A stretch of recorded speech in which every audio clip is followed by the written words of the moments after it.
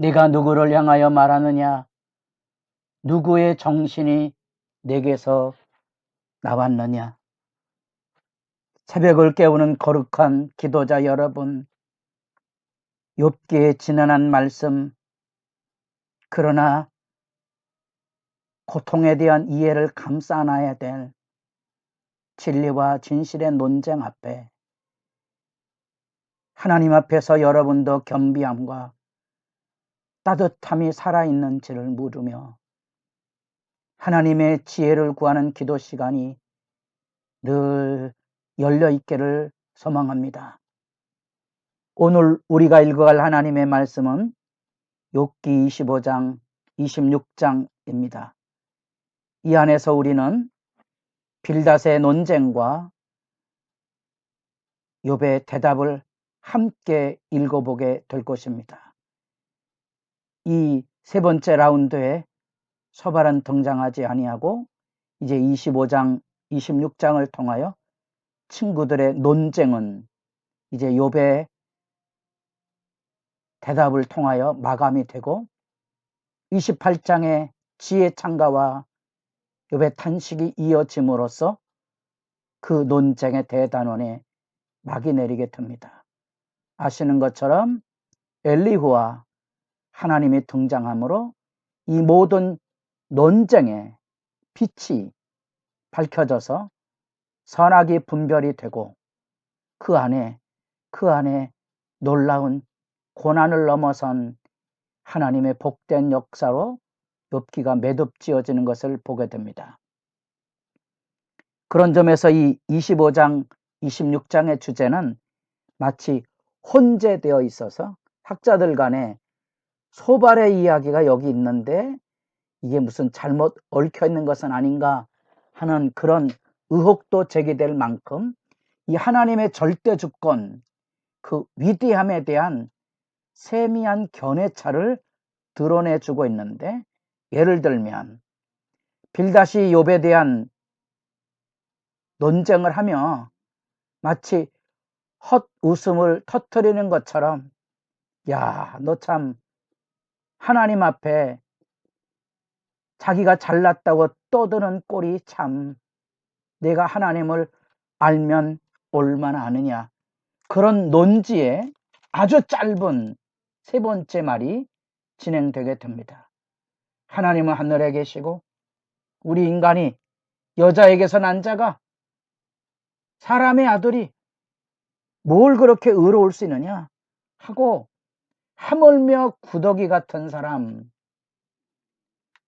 해와 달과 별들도 하나님 앞에 빛을 잃는데 너는 감히 벌레 같은 존재가 하나님 앞에 의롭다고 그러냐 하고, 하나님의 절대 주권의 어미 앞에 낮아진 존재로서 욥의 변론을 비꼬는 이야기로 매듭을 짓는다면, 동일한 이야기를 욥이 그대로 받아서 너희들이 내 죄를 지적해서 힘없는 자, 기력 없는 자도 너희는 참 잘도 도와주는구나, 너희들은 그렇게 의로운 삶을 살아서 하나님 앞에 고통 없이 서 있고 나는 그런 일을 행하지 아니하여서 이 고난을 당하느냐?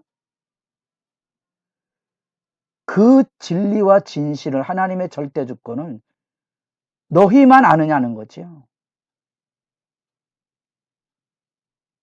너희는 하나님의 절대 주권을 인정하지 않느냐? 아직 밝혀지지 않은 진실, 하나님 앞에 서지 않고서 하나님 앞에 선 것처럼 너희들도 떠들고 있지 않느냐 하는 거지요. 누구의 정신이 내게 나왔느냐? 누구의 영으로 온 거죠? 하나님이 준 생명, 하나님의 숨으로부터 왔던 그 생명의 지혜를 너희들만 알고 있느냐는 거지요. 너희들도 예외가 아니지 않느냐? 그래서 동일하게 욥도 26장에 마치 친구들이 얘기하는 것처럼 하나님 앞에 이 선명한 하나님의 주권과 어미에 대한 얘기를 욥이 받아들이게 됩니다.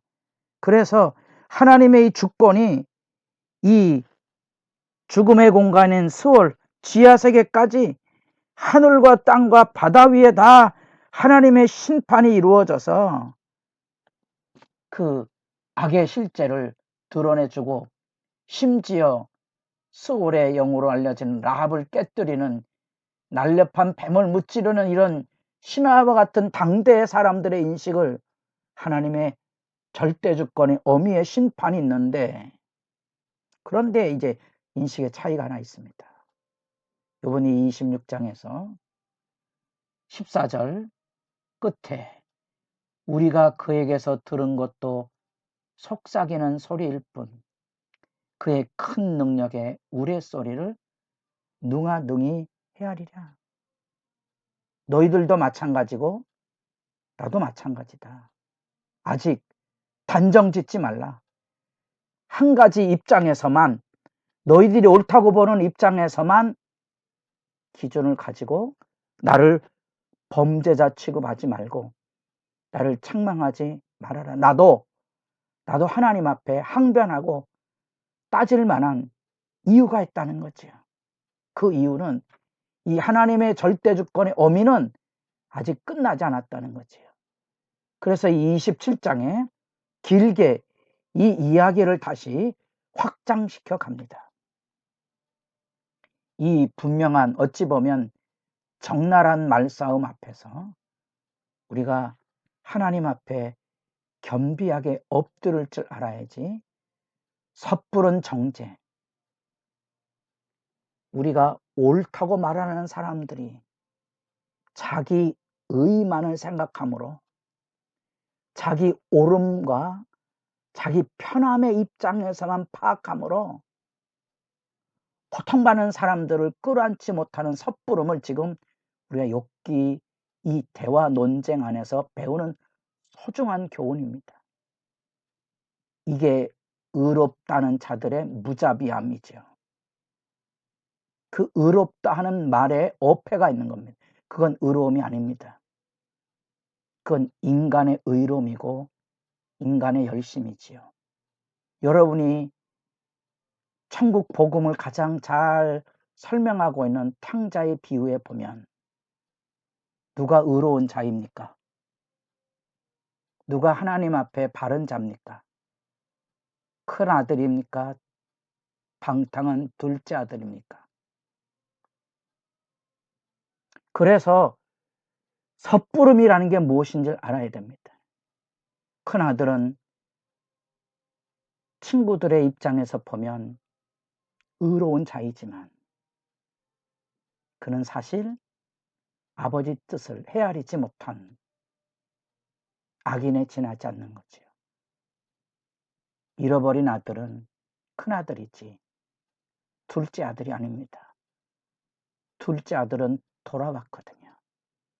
아버지에게 기쁨이 되었고, 지금의 자리, 탕자가 돌아온 삶의 자리에는 돌아오지 않는 아들은 큰 아들이고 문 밖에 서 있는 거지. 하나님 앞에 그런 섣부름의 마지막 논쟁이 26장, 27장에 나와 있기 때문에 다 깨끗하지 못한데 네가 어떻게 하나님을 안다고 깨끗하다고 말하느냐? 어떻게 죄가 없다고 말하느냐? 비난하지만 너희들은 그럼 완전히 깨끗하다고 하나님 앞에 설 수 있느냐? 그래서 하나님의 이 의의 변론 앞에 우리도 지금 내가 아무리 옳아도 한 번쯤 서로의 입장에서 귀 기울여지는 겸비함이, 섣부름이 아닌 겸비함이 필요한 겁니다. 그리고 아무리 옳은 일이라도 약자의 편에 대한 배려, 그게 공동체성이고 공동체성을 가지고 있어야 바른 민주주의, 의의 질서를 세울 수 있음을 세상 철학, 정치 철학에도 마지막으로 말하고 있는 마이클 샌델의 호소이지요. 아픔이 뭔지 압니까?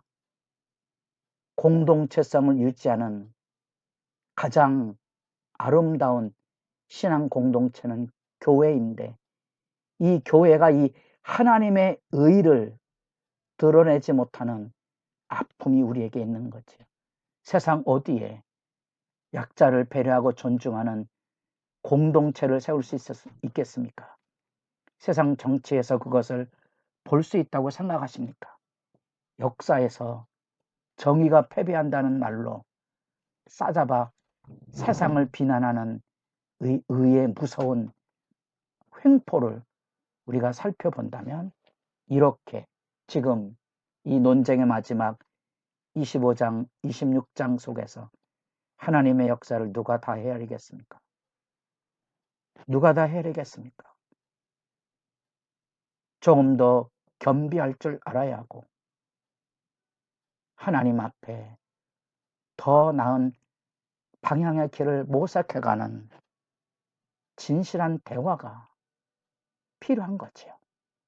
비난과 대적이 아닌 오늘날 우리 사회를 흉포한 사회로 몰아가고 있는 이 서로를 향한 악담과 저주의 파괴적인 이런 분쟁과 분열 속에서 교회가 가지고 있을 이 아름다운 신앙의 덕목을 제삼 마음에 담으시고 기도하시고, 교회 안에 이런 아름다운 공동체성, 정당한 토론과 합의와 더 나은 길을 향한 모색을 여러분도 깊이 생각하시고 기도하는 시간이 복되기를 바랍니다.